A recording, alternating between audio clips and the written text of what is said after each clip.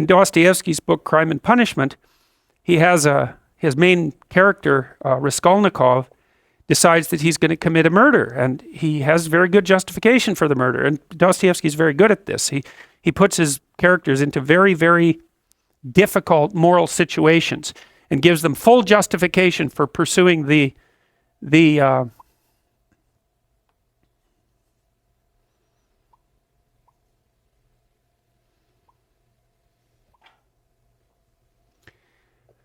pursuing the pathway that they're pursuing. And so Raskolnikov, he's broke and starving. He wants to go to law school. His sister's about to prostitute herself, roughly speaking, by marrying a guy that hates her, that she hates, and he has contempt for her, at least acts in that manner. He's trying to rescue his mother as well, who's also in dire financial straits.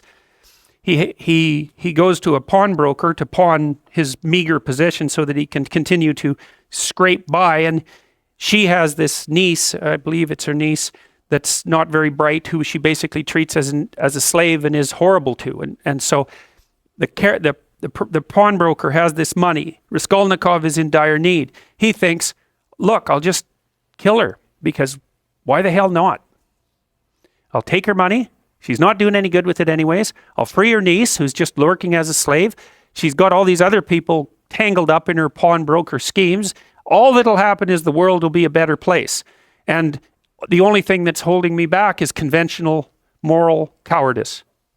And, Dostoevsky has his character in Crime and Punishment go through days, hours and days and weeks of intense imagination about this, rationalization about this, trying to justify himself, placing himself outside the law so that he can perpetrate this act, and telling himself with all the best nihilistic arguments that the only possible thing that could be holding him back is an arbitrary sense of indoctrinated morality. And so Dostoevsky explores that. He does commit the murder, and then, of course, all hell breaks loose because things don't necessarily turn out the way that you want. He gets away with it, however. Well, he gets away with it technically because no one knows he did it. But he doesn't get away with it in relationship to his own conscience.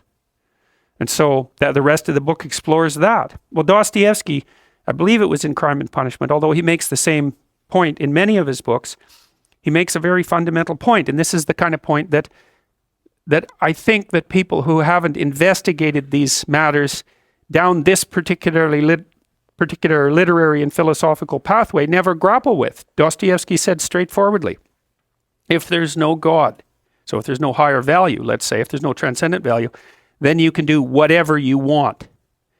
And that's the question that he's investigating. And you see, this is why I have such frustration, say, with people like Sam Harris, the sort of radical atheists, because they seem to think that once human beings abandon their grounding in the transcendent, that the plausible way forward is with a kind of purist rationality that automatically attributes to other people equivalent value. It's like, I just don't understand that. They believe that that's the rational pathway. What the hell is irrational about me getting exactly what I want from every one of you whenever I want it at every possible second? Why is that irrational? And how possibly is that more irrational than us cooperating so we can both have a good time of it? I don't understand that. I mean, it's as if the psychopathic tendency is irrational. There's nothing irrational about it.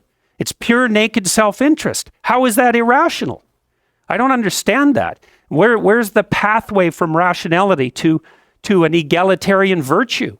Why the hell not every man for himself and the devil take the hindmost? It's a perfectly coherent philosophy. And it's actually one that you can institute in the world with a fair bit of material success if you want to do it.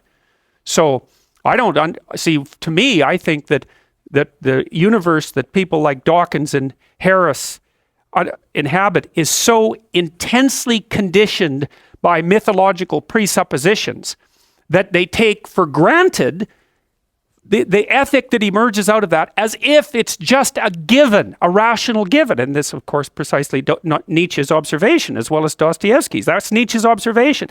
You don't get it. The ethic that you think is normative is a consequence of its nesting inside this tremendously lengthy history, much of which was expressed in mythological formulation. You wipe that out. You don't get to keep all the presuppositions and just assume that they're rationally axiomatic. To make a rational argument, you have to start with an initial proposition. Well, the proposition that underlies Western culture is that there's a transcendent morality.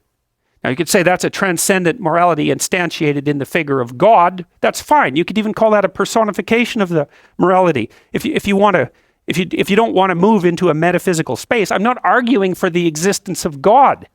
I'm arguing that the ethic that drives our culture is predicated on the idea of God, and that you can't just take that idea away and expect the thing to remain intact midair without any foundational support.